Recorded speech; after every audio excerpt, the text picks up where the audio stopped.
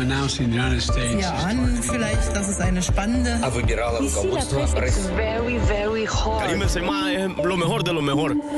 La revue de presse internationale sur Europe 1. Nous irons ce matin en Turquie et au Maroc. Première étape, l'Afrique du Sud. Bonjour Patricia Huon. Bonjour. À la une à Johannesburg. Ce dont on parle aujourd'hui en Afrique du Sud, c'est du drame qui s'est déroulé hier aux petites heures du matin. Au moins une vingtaine de jeunes ont perdu la vie dans un bar de la ville de East London, sur la côte sud-est du pays. Le président Cyril Ramaphosa a évoqué une tragédie, rapporte Eyewitness News. Le ministre de la Police a confirmé que toutes les victimes étaient mineures, écrit le Times. La plus jeune est une adolescente de 13 ans. Mais la cause de leur mort est pour l'instant un mystère, dit la chaîne de télévision publique SABC. Un empoisonnement, une fuite de gaz.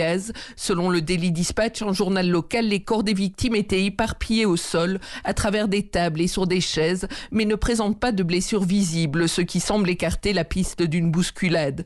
Hier, les télévisions ont diffusé en boucle des images de la foule des familles rassemblées devant le bar, en attente de nouvelles. Merci Patricia Huon. Direction maintenant la Turquie. Bonjour Rémi Trio. Bonjour. De quoi parle-t-on à Ankara ce matin ?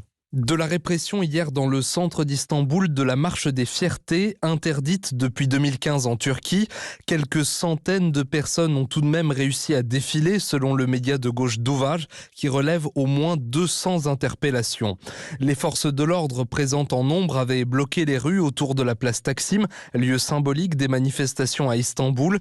Et avant même le début du défilé, des arrestations ont eu lieu dans des cafés et bars du quartier.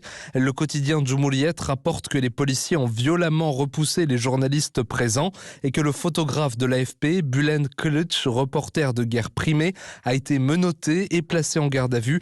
Il avait déjà été arrêté l'année dernière. Enfin au Maroc. Bonjour Alexandre Blanc. Bonjour. À la une à Rabat ce matin. Eh bien, la une ici au Maroc, aujourd'hui, elle est consacrée essentiellement aux migrants. 27 selon un bilan provisoire qui sont morts en essayant de franchir vendredi la clôture qui sépare le Maroc de la ville espagnole de Melilla. Le journal Le Desk parle du bilan le plus meurtrier jamais enregistré lors de ces tentatives. Elles se sont multipliées ces derniers mois.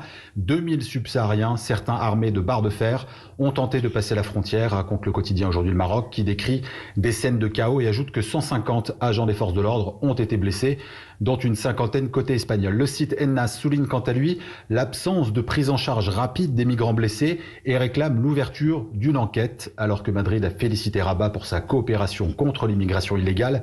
La presse au Maroc pointe également du doigt la responsabilité de l'Union européenne. Le journal Média 24 prévient, la pression migratoire aux portes de l'Europe va mener à d'autres catastrophes. Merci Alexandre Aublanc. Allez, à suivre sur Europe 1, l'édito écho dans 20 minutes.